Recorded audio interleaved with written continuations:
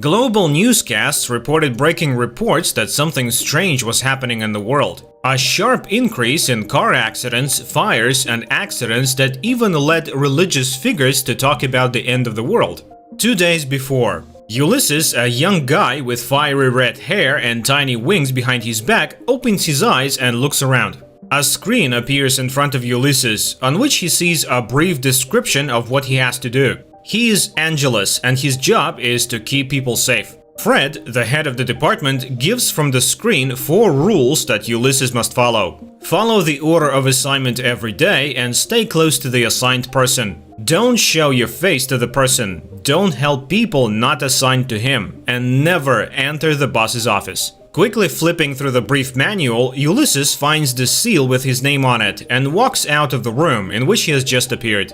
As soon as the guy appears in the common room, the rest of the Angelus freeze in surprise. It's been 300 years since the boss created new angels. Fred greets the new guy, and the first thing he does is lead him to a machine through which the boss introduces the angels to the people. According to the boss, there is such a machine in all the departments around the world, and it is the only way Angelus communicates with God. Wanda, a similarly fiery-haired Angelus, is in charge of distribution, and every morning she gives the employees the names of their people. The whole shift the Protector has to spend with the mentee, and at the end you have to submit a report, which will be sent to the repository of reports. Ulysses is assigned mentors, Greta and Chun, who must show him how Angelus's day goes and teach the kid the principles of protection. The new guy notices a door that catches his attention, but Greta reminds him of the basic rule of never entering the boss's office. Ulysses starts to annoy Greta after a couple of minutes, but the girl has to endure and constantly pulls back the overly curious newcomer, who is constantly trying to make contact with people. Ulysses' first shift falls to a nearsighted girl, whom Greta pulls her glasses on so she doesn't hurt herself.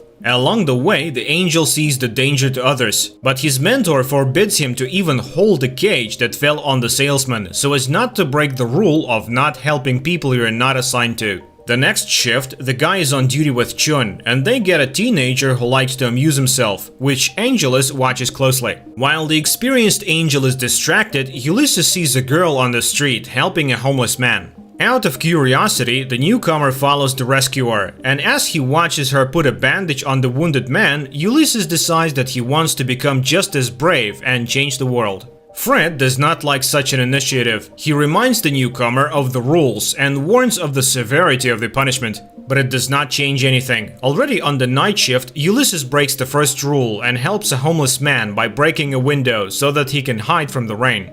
After being reprimanded by his mentors, Ulysses consequently breaks the second rule. He goes to the boss's office to discuss the matter with him. But the boss is not there. Instead, Ulysses sees a huge mechanism similar to lottery drums, which pair angels and people, sending these combinations to the departments. And this complex system is set in motion by a tiny hamster running in a wheel. Having carefully studied the mechanism, Ulysses returns to the hamster wheel and for some reason decides to touch it, once again miscalculating his strength.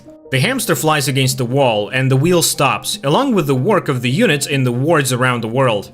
Ulysses tricks the mentors into the boss's office and tells them a terrible secret that there is no boss, and for 80,000 years they have been performing the tasks the hamster sets them. By the way, the guy managed to resuscitate the hamster, but it seems he broke his paw, and now it is unlikely that he will be able to spin the wheel as before.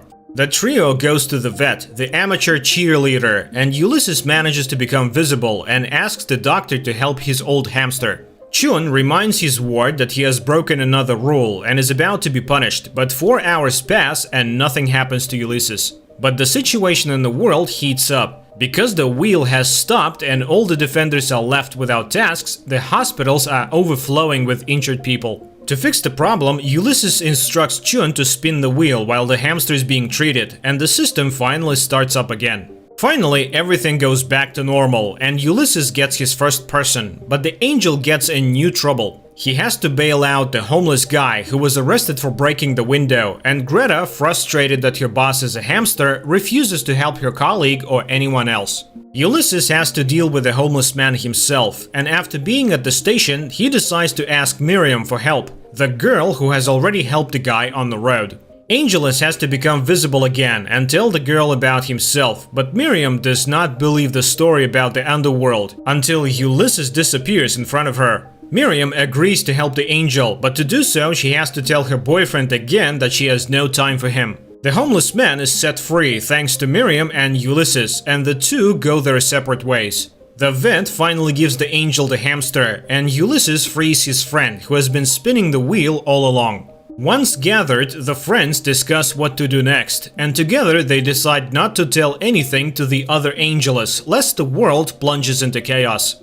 After learning that Ulysses has allowed his ward to be injured, Fred intends to accompany him for the entire shift. But already knowing that the rules can be broken, Angelus changes the balls and pairs himself with Miriam, and he distracts the boss by tossing him a nut and bolt, which Fred thinks have sacred meaning. The trio arrives at Miriam's apartment, where she's just packing up her ex-boyfriend Richard. At first, Ulysses is going to make things right, but observing the girl, he comes to the conclusion that she needs someone else as wonderful as himself. Greta gets into the girl's phone, and the latest search engine queries amuse Angelus. After meeting Ulysses, Miriam wondered what angels look like under their clothes. Ulysses and Chun climb into the angel file cabinet to find Miriam and Richard's pairs. With the girl, there's no problem. Chun quickly finds a profile of a great guy who is perfect for her, but with depressed Richard, it's more difficult. And Angelus has to arrange everything so that the guy met his new fate as if by chance. After spending the whole day trying to put the bolt and nut together, Fred never succeeds, and the boss seems to think this is a sign that Ulysses is no match for them. The guy the angels picked up for Miriam arrives at the designated place, but Ulysses himself does not understand how it is that he spoils the young people's date and makes sure they are not together. While his colleagues are out of sight, Angelus shows up to his girlfriend again, and she immediately reciprocates. The couple spends the night together, and it is the most vivid experience Ulysses has ever had. Not wishing to be separated even for a day, Angelus plans to switch the balls again. But Fred prevents him from doing so, and this time he is already determined to test the new guy's work. Ulysses doesn't get upset. He decides to have a good day no matter what, and he succeeds. Angelus witnesses adult entertainment between his ward and his girlfriend. Having had too much champagne, Greta goes to Miriam's house and shows himself to her. In addition, inebriated Angelus asks the girl obscene questions about the night she spent with Ulysses and asks for her help in gaining experience in such matters. While the friends are having fun, Chun has a tough day. His ward learns that her life is about to end. Watching how the old lady reacts to this news, Angelus decides to live her life as well and not follow the rules. In the evening, the whole trio goes to a human party where they manage to try different ways to cheer themselves up. And there they are spotted by one of their colleagues, who immediately reports to Fred. Ulysses notices the boss and has no choice but to feed him cheerful powder so he won't fire Greta and Chun. The plan works. Fred spends the rest of the night partying with his subordinates. After seeing her girlfriend home, Ulysses hurries to work to find out how the night went with her friends and Fred. All three pretend that they are doing well, and Greta doesn't tell her buddies about her wings falling out. Fred is happy with the party too, and to keep up the momentum, he invites his subordinates to a performance by a well-known preacher in town who tells people about angels. Chun declines the invitation and instead finds a woman he has fallen in love with, and Angelus directly offers to spend the night together. Not being able to stand the preacher's nonsense from the stage, Ulysses shows himself to her and tells her the truth that in fact the angels are properly called angelus, but they look and behave completely differently than she imagines. The girl doesn't need it. She likes to think that angels are Apollo with wings that can heal with the touch of a hand. Chun also tries to be honest. Before getting a new experience, he opens up to the woman and confesses to her that he's an angel, but it comes as too much of a shock for her. The preacher tells people about her interaction with Angelus and asks them to stop believing in higher power. Greta takes offense at her friend for this and asks him not to decide for everyone else what truths to tell. After the show, Ulysses goes to Miriam, and the couple in love wastes no time talking, unaware that Fred is watching them play, in shock. Fred demands that Wanda find information about how Ulysses will be punished. Meanwhile, the guy himself discusses with his girlfriend her love of astrology, and to support Miriam, Ulysses finds her regular clients.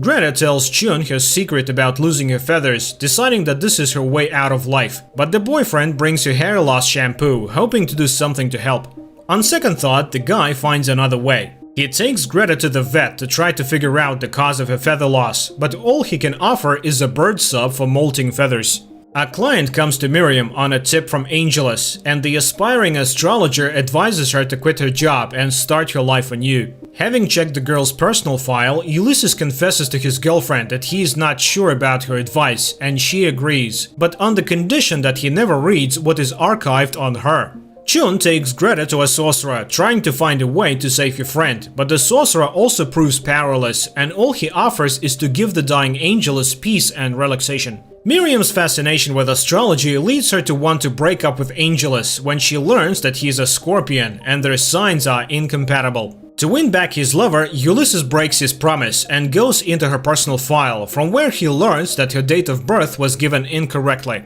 But this news doesn't help the guy. Miriam breaks up with him because he read her file. Chun arrives to talk to the hamster and notices that his feathers are also beginning to fall out. At the same moment, Fred is about to do away with Ulysses and knocks him out. Greta helps her buddy, and the two of them handcuff Fred. But the boss manages to convince a subordinate that her wings are falling out because of the intruder. To prove his innocence, Ulysses is going to show his friend all the people he helped, but it turns out that there are no such people. All the people Angelus served were victims of circumstances and lost everything. Even Richard, who seemed happy all along, still misses Miriam. Ulysses realizes that the friends are right and is about to give up on Fred. But Greta recommends that her buddy not get too hot and take time off to think hard about everything. Angelus goes out of town to the sea and notices a man asking for help. Deciding he is on vacation and doesn't want to help anyone, Ulysses leaves, but at that moment his feathers start falling out as well.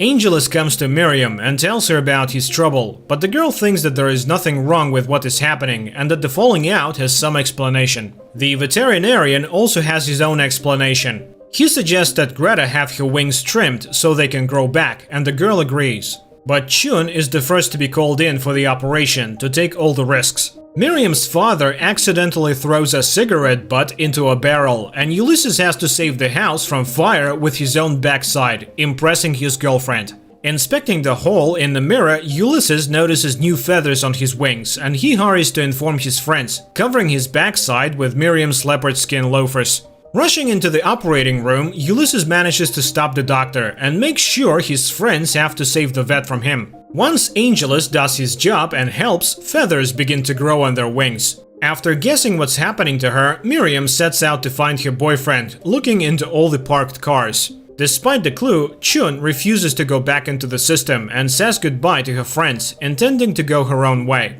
Ulysses and Greta arrive at Miriam's apartment, and the girl informs her lover that they are having a baby. At the same moment, Fred and his assistant turn off the traitors and drag them into the office, making the girl think her boyfriend has dumped her. The detainees try to convince Fred that he is wrong, but the warden won't listen to anything and suggests that the detainees make one last wish. After talking to the head of the department, Ulysses and Greta take him to the head boss's office and drag him inside to prove that there is no one there but the hamster. Only a surprise awaits all three. The real boss with big white wings who no one has ever seen before comes down to them. That's where the miniseries ends. Guys, write in the comments what you think about this series.